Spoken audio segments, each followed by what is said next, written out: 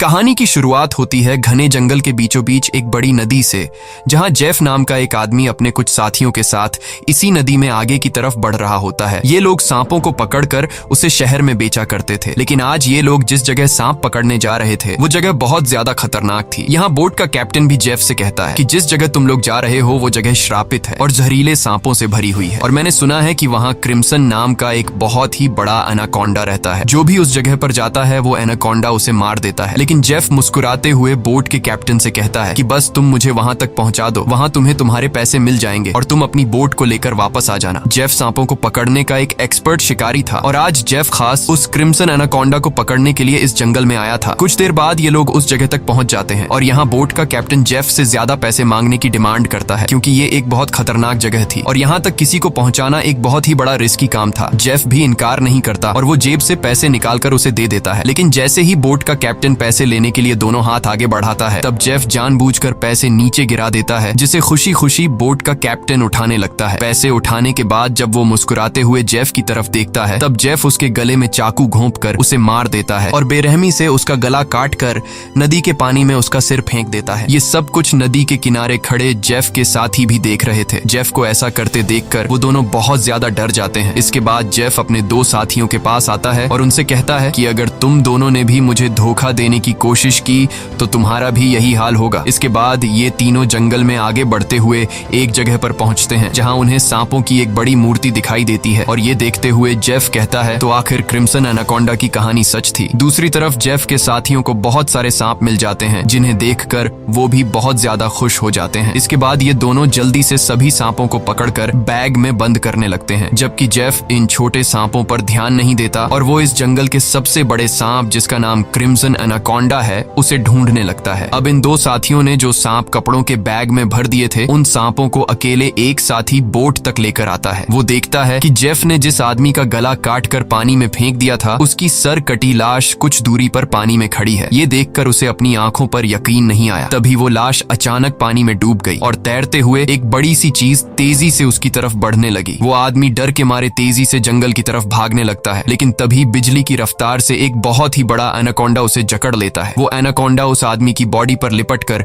उसकी हड्डियां तोड़ देता है और अपना बड़ा सा मुंह खोलकर उसे खाने लगता है। दूसरी तरफ हम उस आदमी के दूसरे साथी को देखते हैं, जो सांपों से भरे एक बैग को लेकर जंगल में आगे की तरफ बढ़ रहा होता है। तभी वो अचानक एक जगह पर रुककर कुछ ऐसा देख लेता है जिससे वो बहुत ज्यादा डर जाता है। असल में उसने उसी बड़े एनाकोंडा की बॉडी को रेंगते हुए देख लिया था। जैसे ही वो एनाकोंडा एक पेड़ पर चढ़ रहा था, तो उसके पेट को देखकर साफ लग रहा था कि उसने किसी इंसान को जिंदा निगल लिया है। अब इससे पहले कि वो आदमी अपनी जान बचाकर भाग पाता, तभी वो एनाकोंडा उसके साथी की लाश को उगल देता है। इसके बाद वो सांप उस आदमी को भी पकड़ लेता है। वो सांप उस आदमी को जकड़कर जोर से दबाता है और पेड़ से लिपटकर उस आदमी को भी खाने लग जाता है। ये सब कुछ ही दूर से जेफ भी देख रहा होता है और ये देखकर जेफ अपने साथी को बचाने के बजाय खुश हो रहा था, क्योंकि जेफ भी यही चाहता था कि कोई उस सांप का चारा बन जाए और जब चारे को खाते समय सांप का ध्यान भटक जाए, तब जेफ सांप को बेहोश करके मार दे। इसके बाद जेफ अपना शॉटगन निकालकर सांप को बेहोश करने ही वाला था कि तभी अचानक जंगल के सभी जानवर और बर्ड्स शोर मचाने लगे, जिनकी आवाज सुनते हुए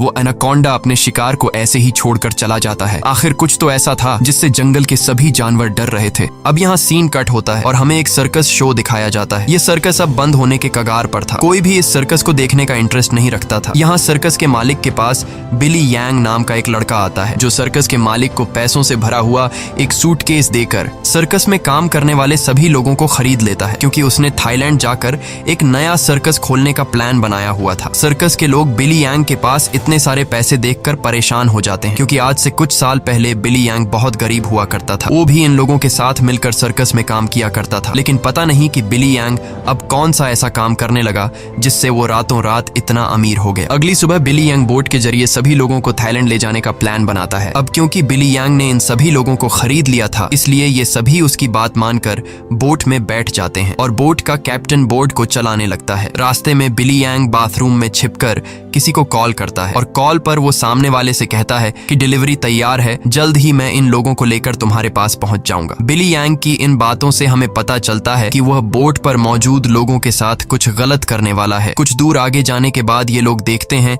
कि आगे का रास्ता बंद है, जहां लकड़ी और कई सारे कंटेनर्स रखकर किसी ने रास्ता रोक दिया था। तब बोट का कैप्टन कहता है कि हम दूसरे रास्ते से जा सकते हैं, लेकिन उस रास्ते से जाते हुए हमें थाईलैंड पहुंचने में बहुत टाइम लगेगा। इसलिए बिली यांग को कैप्टन का आइडिया पसंद नहीं आता। वो कैप्टन को धमकी देता है कि जो भी हो हमें वक्त पर थाईलैंड पहुंचना है, क्योंकि वहां हमारा शो है जिसके पैसे मैं एडवांस ले चुका हूं। अगर हमने शो नहीं किया तो हम बर्बाद हो जाएंगे। कैप्टन कहता है कि अगर तुम लोग लंबे रास्ते से नहीं जाना चाहते तो फिर हमारे पास यही एक रास्ता है। वह कहता है कि हम इन सारी चीजों को बॉम्ब से उड़ा देंगे और अपना रास्ता बनाकर यहाँ से निकल जाएंगे। बिली यांग को कैप्टन की बात ठीक लगती है और वो इसके लिए तैयार हो जाता है, लेकिन उन्हें पता नहीं था कि ये लोग कितनी बड़ी गलती करने जा रहे हैं। इसके बाद ये लोग कंटेनर्स के पास बॉम्ब रखते हैं और फिर उन्हें रिमोट से उड़ा देते हैं। ऐसा करने से उनका रास्ता तो साफ हो गया, लेकिन धमाके की वजह से ढेर सारे सांप उनके बोट पर गिर जाते हैं, क्योंकि उन सभी कंटेनर्स में सांप भरे थे। डर के मारे ये लोग यहाँ वहाँ भागने लगते हैं। अब पूरी बोट सांपों से भर चुकी थी और ये सांप बोट पर मौजूद लोगों को डसने लगते हैं। यहाँ लेनी नाम की एक लड़की समझदारी से काम लेते हुए पाइप के जरिए प्रेशर से पानी खोल देती है और अपने आसपास जितने भी सांप होते हैं सबको बोट से नीचे पानी में गिरा देती है। बिली यांग डर के मारे बोट के बाथरूम में छिप जाता है, लेकिन तभी अचानक बाथरूम की छत टूट जाती है और बहुत सारे सांप बिली यांग के ऊपर गिर जाते हैं। उनसे बचने के लिए वह नदी में कूद जाता है और तैरते हुए किनारे तक पहुंचता है, लेकिन वहां पर भी एक किंग कोबरा उसके सामने आ जाता है। अब इससे पहले कि वो किंग कोबरा बिली को काट पाता, तभी कोई आदमी सांप पर पैर रखकर उसे कुचल देता है और बिली यांग की जान बचा लेता है। यह इंसान कोई और नहीं बल्कि जेफ था। अब जेफ ने बिली की जान बचाई थी, इसलिए बिली उसे अपने बोट पर ले आता है। जेफ यहाँ सभी से झूठ कहता है कि मैं एक वाइल्ड एक्सप्लोरर हूँ और एक एक्सीडेंट की वजह से यहाँ जंगल में फंस गया हूँ। तभी सर्कस के एक आदमी जिसका नाम जियाओ है, उसके कान में तेज दर्द होने लगता है। दर्द इतना ज्यादा था कि वह नीचे गिर जाता है। जब जेफ उसके कान में गौर से देखता है तो उसे पता चल जाता है कि जियाओ के कान में तकलीफ क्यों हो रही है। इसके बाद जेफ अपनी उंगली पर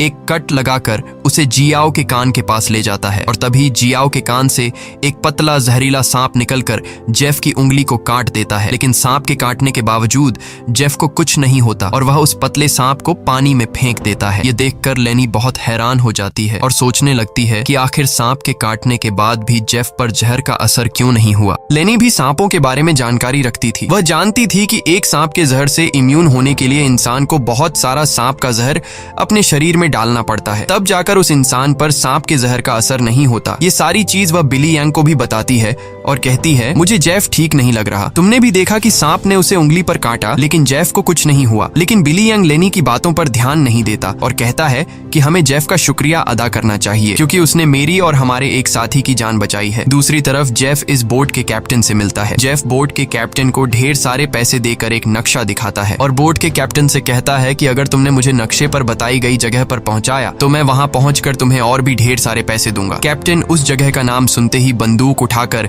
जेफ पर तान देता है। वह कहता है कि अगर दोबारा तुमने वहां जाने की बात की तो मैं तुम्हें गोली मार दूंगा। दरअसल कैप्टन भी उस जगह के बारे में जानता था कि वहां एक बहुत ही खतरनाक क्रिम्सन नाम का एनाकोंडा रहता है। यह सुनकर जेफ वहां से चला जाता है। कैप्टन बोट में बैठकर मछलियां पकड़ने लगता है, लेकिन तभी हम देखते हैं कि कैप्टन जिस फिशिंग रॉड से मछलियां पकड़ रहा था वह फिशिंग रॉड नीचे से कोई जोर से खींचता है, जिसकी वजह से वह फिशिंग रॉड कैप्टन के हाथ से छूटकर नीचे गिर जाती है। अब कैप्टन उस फिशिंग रॉड को उठाने के लिए नीचे झुकता है, लेकिन तभी उसे कोई पानी में नीचे खींच लेता है। दरअसल कैप्टन को किसी और ने नहीं बल्कि जेफ ने पानी में नीचे खींचा था। कैप्टन को मारने के बाद जेफ कैप्टन की बॉडी को उस जंगल में मौजूद एनाकोंडा को बुलाने के लिए चारे के तौर पर इस्तेमाल करता है। कुछ देर बाद सभी कैप्टन को ढूंढने लगते हैं, लेकिन बोट का कैप्टन उन लोगों को कहीं पर भी नहीं मिलता। लेनी को जेफ पर शक होने लगता है कि कहीं जेफ ने उसे मार तो नहीं दिया। वह जेफ से पूछती है कि कैप्टन कहाँ है, लेकिन जेफ कहता है कि मुझे कैप्टन के बारे में कुछ भी नहीं पता। वह यह भी कहता है कि यह जंगल है, यहाँ इंसानों का गायब होना आम बात है। तभी अचानक पूरे जंगल में एक अजीब सा शोर छा जाता है। जंगल के सभी परिंदे और जानवर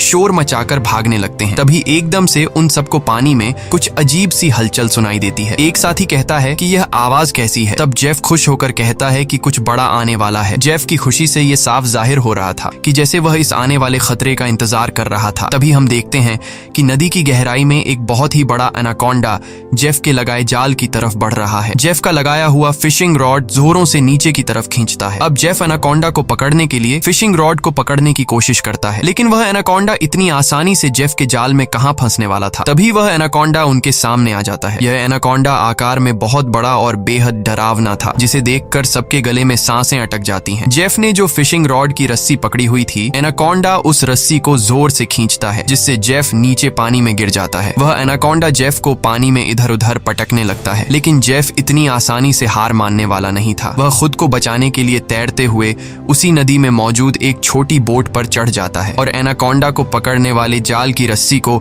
उसी बोट से बांध लेता है। अब वह बोट पर खड़े होकर एक नुकीले औजार से उस एनाकोंडा पर वार करता है, लेकिन उस वार से एनाकोंडा पर कुछ ज्यादा असर नहीं होता। एनाकोंडा जेफ को पकड़ लेता है। वह एनाकोंडा जेफ के साथ साथ उस बोट के ऊपर लिपटकर नीचे पानी में डुबो देता है। दूर खड़े ये लोग यह सब कुछ देख रहे थे और उन्हें लगता है कि जेफ मारा गया, लेकिन अगले ही पल जेफ तैरता हुआ पीछे से वापस बोट में आ जाता है। ये देखकर सभी लोग हैरान रह जाते हैं। अब जेफ फिर से पानी में एनाकोंडा ढूंढने लगता है, लेकिन उसे नहीं पता था कि एनाकोंडा अब पानी में नहीं बल्कि उसके पीछे बोट की छत पर है। एनाकोंडा सबके सामने अपने मुंह से कैप्टन की बॉडी को उगल देता है। ये देखकर बोट पर सभी लोग बहुत डर जाते हैं। ये लोग एनाकोंडा से खुद को बचाने के लिए इधर उधर भागने लगते हैं। वह एनाकोंडा कमरे में बंद सर्कस के 2 साथियों को मारने ही वाला था कि तब भी पीछे से जेफ हाथ में एक नुकीला औजार लिए एनाकोंडा पर हमला कर देता है, जिससे एनाकोंडा और भी ज्यादा गुस्सा हो जाता है और अब एनाकोंडा जेफ की तरफ बढ़ने लगता है। लेकिन जेफ एनाकोंडा से खुद को बचाते हुए उससे छिप जाता है, मगर एनाकोंडा भी जेफ का पीछा नहीं छोड़ता। वह जेफ को ढूंढने के लिए बोट के अंदर घुस जाता है, जहां बोट के अंदर सर्कस के बाकी लोग भी छिपे हुए थे। लकीली एनाकोंडा बिली और डायना को देख नहीं पाता। वह उनके ऊपर से रेंगते हुए खिड़की से होकर बोट से बाहर निकल जाता है। ये सभी लोग बोट के कोने कोने में छिपे हुए थे। एनाकोंडा इन लोगों को ढूंढते हुए जब बाथरूम की तरफ जाता है तो वह एक बच्चे और जियाओ को देखता है। एनाकोंडा तुरंत उन दोनों पर हमला कर देता है, लेकिन यह दोनों खुद को बचाते हुए वहां से निकल जाते हैं। अब उनके पास लेनी भी पहुंच जाती है। जैसे ही एनाकोंडा लेनी पर हमला करता है, तब जियाओ समझदारी से काम लेते हुए एनाकोंडा के सिर के आगे एक मटका लाता है, जिससे एनाकोंडा का सिर मटके के अंदर फंस जाता है। मटके से अपना सिर निकालने के लिए एनाकोंडा तड़पने लगता है और इसी हलचल में यहाँ पर केरोसिन ऑयल का गैलन गिर जाता है। एनाकोंडा अपने सिर से मटके को निकालने के लिए पूरी तरह से बेकाबू हो जाता है। वह यहाँ वहां खुद को मारता है और आखिर में वह अपने सिर को बोट से पटक कर मटके को तोड़ देता है, जिससे उसका सिर आजाद हो जाता है। लेकिन आजाद होते ही पीछे से जेफ एनाकोंडा के गले में रस्सी का फंदा डाल देता है। इससे पहले कि जेफ उस एनाकोंडा को पकड़ पाता, तभी नीचे केरोसिन ऑयल गिरने की वजह से बोट में आग लग जाती है और आग धीरे धीरे बढ़ते हुए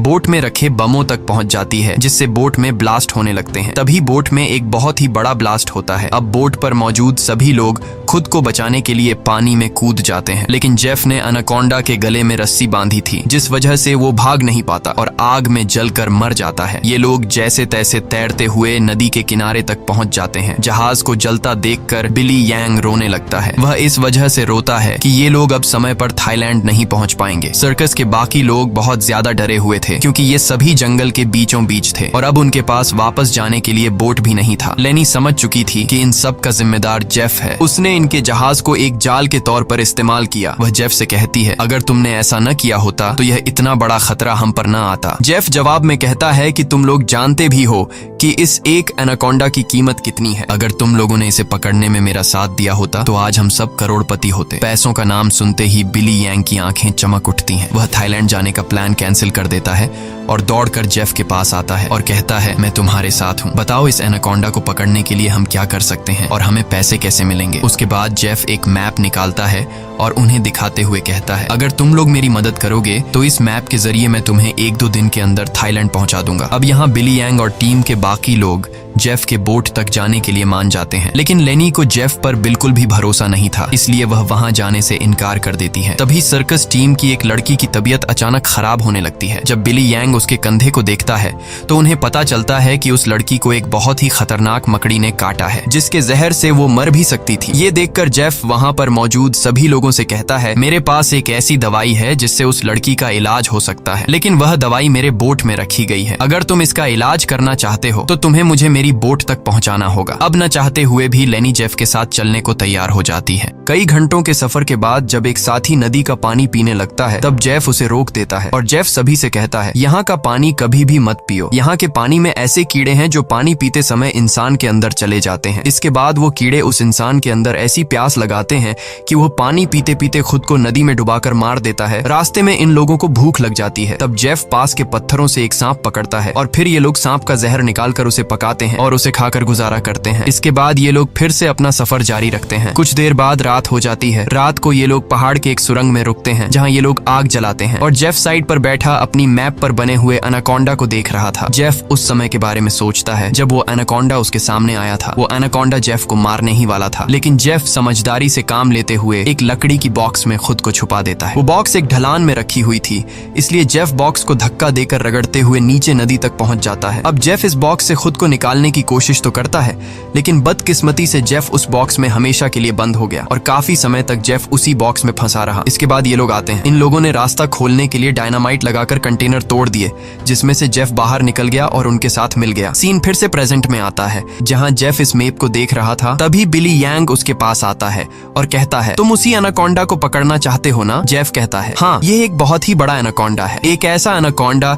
जो इस पूरे जंगल का राजा है। यहाँ के सभी जानवर इस एनाकोंडा से डरते हैं। इसने दुनिया के बड़े बड़े शिकार किए हैं, यहाँ तक कि इसने अपने ही जैसे बड़े बड़े एनाकोंडा को मार गिराया, और अगर हम उसे पकड़ने में कामयाब हुए तो हम रातों रात मिलियनेयर बन जाएंगे। पैसों का सुनते ही बिली यंग कहता है, मैं आपके साथ उस एनाकोंडा को पकड़ने के लिए तैयार हूँ। अब काफी रात हो जाती है और ये सभी लोग सो जाते हैं। तभी सर्कस के एक साथी की किसी अजीब सी आवाज से आंख खुलती है। वो देखता है कि उसका भाई यहाँ नहीं है। अपने भाई को ढूंढते हुए वो उस सुरंग से बाहर आया और उसे ढूंढते हुए नदी के पास जाता है, जहाँ वो देखता है कि उसका भाई अपने आप को नदी के पानी में डुबाने की कोशिश कर रहा है। ये आदमी उसे ऐसा करने से रोकता है, पर उसका भाई इसकी कोई बात नहीं सुनता। और तब वो देखता है कि उसके भाई की नाक से कुछ अजीब से कीड़े निकल रहे हैं, जिसे देखकर वो समझ जाता है कि इसने इस नदी का पानी पी लिया है, जो कि जेफ ने बताया भी था कि इस नदी का पानी पीने के बाद उस पानी के अंदर मौजूद कीड़े उस इंसान को इतनी प्यास लगा देते हैं कि वो इंसान खुद को उस पानी के अंदर डुबाने पर मजबूर हो जाता है। और ठीक ऐसा ही होता है। अपने भाई को मरा हुआ देखकर ये आदमी बहुत ज्यादा रोता है और वापस सुरंग में आ जाता है। अगली सुबह ये लोग दोबारा अपने सफर पर निकल जाते हैं। कई घंटों का सफर तय करने के बाद ये लोग एक नदी के पास पहुंच जाते हैं और अब इन लोगों को अपनी मंजिल तक पहुंचने के लिए उस नदी में से होते हुए पैदल जाना पड़ेगा। अब ये लोग पहले तो उस नदी में उतरने से काफी ज्यादा डर रहे थे, लेकिन कोई दूसरा रास्ता न होने की वजह से मजबूरन इन लोगों को उस नदी में उतरना पड़ता है। थोड़ा ही आगे जाने के बाद अचानक एक लड़का नीचे की तरफ इशारा करता है और हम देखते हैं कि इन लोगों को एक बड़े एनाकोंडा ने चारों तरफ से घेर लिया है। इनका एक साथी जिसका भाई रात को ही मरा था, वह डर के मारे सबके पीछे आ रहा था, लेकिन तभी पीछे से एक बड़ा एनाकोंडा उस पर हमला कर देता है और उसे बुरी तरह से जकड़ लेता है। लेनी उसकी मदद करने के लिए आगे बढ़ती है, पर वह ज्यादा कुछ नहीं कर पाती, क्योंकि उसके पहुंचने से पहले ही एनाकोंडा उस आदमी की हड्डियों को तोड़ चुका था और फिर वह एनाकोंडा उस आदमी को अपने साथ पानी में डुबा देता है। अब ये लोग अपनी जान बचाने के लिए नदी में आगे की तरफ भागने लगते हैं। कुछ देर बाद आखिर ये सब लोग जेफ की बोट तक पहुंच जाते हैं, जहां जेफ अपने वादे के मुताबिक उन लोगों को उस लड़की के लिए एंटीडोट दे देता है जिसे कंधे पर जहरीली मकड़ी ने काटा था। अब यहाँ से थाईलैंड की जमीन भी काफी करीब थी और ये सभी थाईलैंड जाने के लिए निकलते हैं, लेकिन तभी जेफ उन लोगों को रोक देता है। दरअसल जेफ इसलिए इन लोगों को इस जगह पर लाया था ताकि वो इन लोगों को चारे की तरह इस्तेमाल कर सके। जेफ उन सब लोगों से कहता है कि मैं तुम सब लोगों को वादे के मुताबिक सही सलामत यहाँ तक ले आया हूँ, लेकिन अब तुम लोगों को भी अपना वादा पूरा करना होगा, तुम्हें मेरी मदद करनी होगी। तब वो छोटा बच्चा जेफ से कहता है कि अगर तो तुम्हारी ये मदद उस एनाकोंडा से जुड़ी है तो हम तुम्हारी कोई मदद नहीं करेंगे। इनकी ये बातें सुनते ही जेफ अपनी बंदूक निकाल लेता है और बिली यांग भी चाकू निकालकर उसका साथ देने लगता है। बिली यांग सभी से कहता है कि जेफ जो भी कह रहा है तुम्हें उसकी बात माननी चाहिए। यहाँ लेनी कहती है कि तुम लोग पागल तो नहीं हो गए हो, उस एनाकोंडा को पकड़ना बहुत मुश्किल है, क्यों तुम लोग अपनी जान से हाथ धोना चाहते हो? जेफ कहता है, हाँ तुम ठीक कह रही हो, उस एनाकोंडा को पकड़ना मुश्किल तो है पर नामुमकिन नहीं, क्योंकि उस एनाकोंडा को खाते हुए जब उसका ध्यान भटक जाए तब उसे पकड़ा जा सकता है। उसके बाद बिली यांग और जेफ सर्कस टीम के 2 लोगों को रस्सी से बांधकर सांप का चारा बनाते हैं। वह बच्चा बिली यांग से कहता है, तुम ऐसा क्यों कर रहे हो? सोचो अगर हम लोग मर गए तो तुम्हारी सर्कस में कौन परफॉर्म करेगा? ये सुनकर बिली यांग जोर जोर से हंसने लगता है और उस बच्चे से कहता है कि क्या तुम लोगों ने कभी सोचा नहीं कि मैं इतनी जल्दी कुछ ही सालों में इतना अमीर कैसे हुआ? अरे पागलो, मैं तुम लोगों को थाईलैंड में सर्कस के लिए थोड़ी लेके जा रहा था। मैं तो तुम्हारी बॉडी के ऑर्गन्स को बेचकर बहुत सारा पैसा कमाने वाला था और यही मेरा बिजनेस है, लेकिन अब देखो मैंने अपना प्लान चेंज कर दिया। अब मैं जेफ के साथ मिल गया हूँ क्योंकि मैं जानता हूँ कि तुम्हारे बॉडी पार्ट्स से भी ज्यादा पैसे मुझे ये एनाकोंडा दे सकता है। दूसरी तरफ जेफ ने उन 2 लड़कियों को भी बांध दिया था और अब वो एक लड़की से बदतमीजी करने लगा था। अब यहाँ वो लड़की समझदारी से काम लेते हुए ऐसा दिखाती है कि वो जेफ का साथ देना चाहती है। जेफ उसकी चाल को समझ नहीं पाता। वो लड़की जेफ के करीब आकर जेफ के बालों में हाथ मारने लगती है और मौका मिलते ही वो लड़की जेफ की पॉकेट से गन निकालकर जेफ पर तान देती है। अब वो लड़की जैसे ही जेफ को शूट करती है तो बंदूक से गोली नहीं चलती, क्योंकि उसको बंदूक का लॉक खोलना नहीं आ रहा था। अब जेफ गुस्से में आकर उससे बंदूक छीन लेता है और उसी लड़की पर तान कर उसे मारने ही वाला होता है कि तब तक लेनी ने भी खुद को आजाद कर लिया था और वो एक शीशे के नुकीले टुकड़े से जेफ के पेट पर वार करती है। अब जेफ लेनी को धक्का देकर पीछे धकेल देता है, लेकिन तब वो दूसरी लड़की भी जेफ पर हमला कर देती है और पीछे से लेनी भी जेफ से बंदूक छीनने की कोशिश करती है। इसी हाथापाई में गोली चलने की आवाज आती है, लेकिन पता नहीं चल पाता कि ये गोली किसको लगी। दूसरी तरफ हम उन दो लोगों को देखते हैं जिन्हें बिली यांग ने एनाकोंडा के लिए चारा बनाया था। वो दोनों बेचारे डर के मारे तड़प रहे होते हैं। कुछ देर बाद एक बड़ा सा एनाकोंडा उन दोनों को खाने के लिए धीरे धीरे उनकी तरफ बढ़ने लगता है, जबकि दूर खड़ा बिली यांग मजे से ये सारा नजारा देख रहा था। बिली यांग इंतजार में था कि कब वो एनाकोंडा उन पर हमला करेगा और मैं रस्सी को खींचकर उस एनाकोंडा को पकड़ लूंगा। लेकिन वो ये नहीं जानता था कि जहां पर वो खड़ा है ठीक उसके ऊपर से एक दूसरा एनाकोंडा उस पर हमला करने के लिए आगे बढ़ रहा है। अब इससे पहले कि बिली यांग उस एनाकोंडा को देख पाता,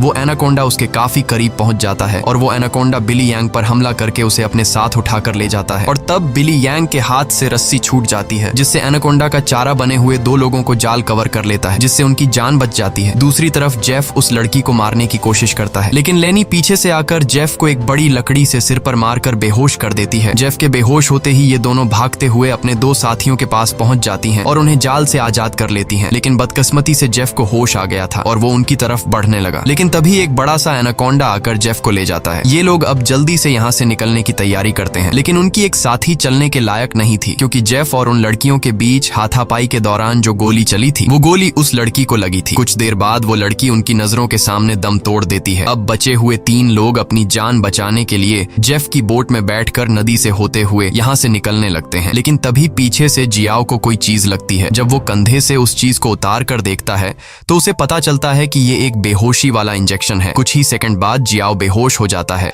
और जियाओ को बेहोश करने वाला कोई और नहीं बल्कि जेफ ही था, यानी उस एनाकोंडा के हमले से भी वो बच गया था और उसने एनाकोंडा का सिर काटकर उसे मार दिया था। अब जेफ उन तीनों को पकड़कर एनाकोंडा के चारे के लिए बांध देता है और उनके चारों तरफ तेज धार वाली लोहे की तार बांध देता है और साथ में वहां पर खून भी छिड़क देता है, जिसके बाद वो उनके जाल की रस्सी को पकड़कर यहाँ से कुछ दूर खड़ा हो जाता है। कुछ देर बाद कई सारे एनाकोंडास खून को सूंघते हुए उन तीनों की तरफ बढ़ने लगते हैं। ये तीनों बहुत ज्यादा डरे हुए होते हैं और उनको अपनी मौत आंखों के सामने नजर आ रही होती है। ये सभी एनाकोंडास उन तीनों को मारने के लिए उनके काफी करीब पहुंच जाते हैं, लेकिन तभी एक बार फिर से जंगल के सभी जानवर शोर मचाकर भागने लगते हैं और यहाँ पर मौजूद सभी एनाकोंडास भी किसी को देखकर एक एक करके भागने लगते हैं। लेकिन एक एनाकोंडा अभी भी उन तीनों को मारने के लिए रुका हुआ था, पर तभी वहां पर क्रिम्सन एनाकोंडा आ जाता है और वो उस अकेले रुके हुए सांप पर हमला करके उसे एक ही झटके में मार देता है। यहाँ हम उस क्रिम्सन एनाकोंडा को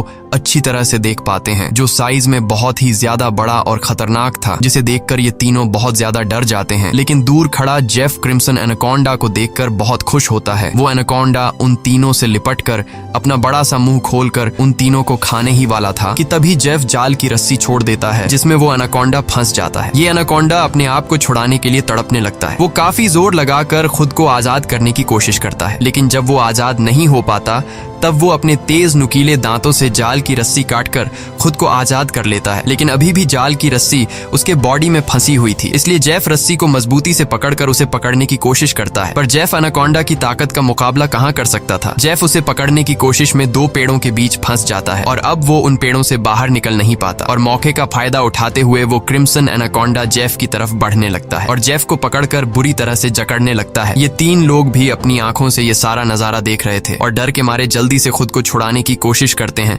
क्योंकि उन्हें पता था कि जेफ के बाद उनकी बारी है। ये लोग खुद को छुड़ाने का हर मुमकिन तरीका अपनाते हैं, लेकिन ये लोग उस जाल से निकल नहीं पाते। तभी वो छोटा लड़का अपने आप को बचाने के लिए अपने दांतों से जाल की रस्सी काटने में लग जाता है और काफी कोशिश के बाद वो रस्सी का कुछ हिस्सा काट लेता है। अब थोड़ी ही रस्सी बची थी, इसलिए वो अपने दांतों की पूरी ताकत लगाकर रस्सी को काटने लगता है, जिससे उसके दांतों से खून आने लगता है। यहाँ क्रिम्सन एनाकोंडा जेफ को बुरी तरह से जकड़ लेता है और वो जेफ को दबाकर उसकी हड्डियां तोड़ने लगता है। लगता है, जिसके बाद वो क्रिम्सन एनाकोंडा जेफ को भी जिंदा निगल लेता है। दूसरी तरफ वो बच्चा अपने दांतों से रस्सी तोड़ने में कामयाब हो जाता है और वो उन दोनों को भी आजाद कर लेता है और ये लोग नदी की तरफ भागने लगते हैं।